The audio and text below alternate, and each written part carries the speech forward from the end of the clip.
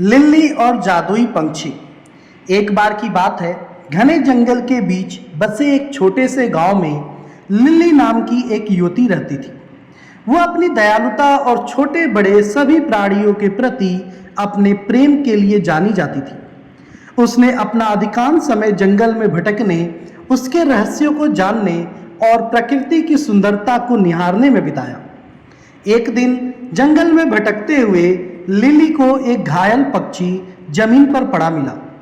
उसने सावधानी से उसे उठाया और वापस अपनी कुटिया में ले गई। उसने चिड़िया के घावों की मरहम पट्टी की और उसकी देखभाल कर उसे फिर से स्वस्थ कर दिया। दिन हफ्तों में बदल गए और पक्षी लिली की देखरेख में मजबूत होता गया। वो अपने दैनिक दिनचर्या के बारे में जानने के दौरान उसके कंधों पर बैठ जाती थी और वे एक दूसरे से बात करने में घंटों बिताते थे। एक दिन चिड़िया ने लिली से साफ और स्पष्ट आवाज में बात की। मेरी जान बचाने के लिए धन्यवाद। इसने कहा, मैं सिर्फ कोई पक्षी नहीं हूं, मैं एक जादुई पक्षी हूं। मेरे पास आपको 3 इच्छाएं देने की शक्ति है। उनका बुद्धिमानी से उपयोग करें, क्योंकि एक बार उनका उपयोग किया जाता है तो उन्हें वापस नहीं लाया जा सकता। लिली चकित और प्रसन्न थी। उसने लंबे समय तक और कठिन सोचा कि उसे क्या चाहिए। अंत में उसने अपनी पहली इच्छा की।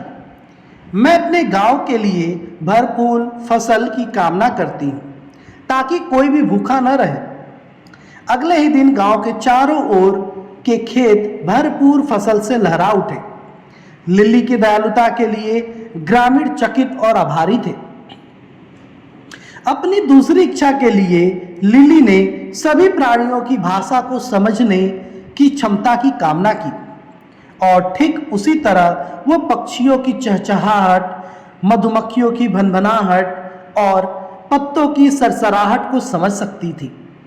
जहां तक उसकी तीसरी इच्छा का सवाल है, लिली ने बहुत देर तक सोचा कि वह क्या चाहती है। अंत में उसने अपनी इच्छा व्यक्त की। मैं हमेशा प्यार और खुशी से घिरी रहना चाहती हूँ। और ऐसा ही था। लिली ने अपना शेष जीवन प्रेम और प्रशंसा से घिरा हुआ बिताया। उसने जंगल का पता लगाना और जरूरतमंद लोगों की मदद करना जारी रखा।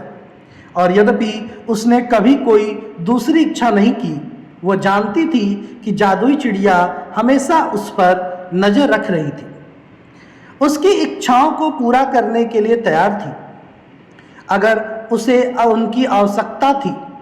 आपको ये कहानी कैसी लगी, कृपया कमेंट करें और चैनल पर नए हैं तो चैनल को सब्सक्राइब कर लें।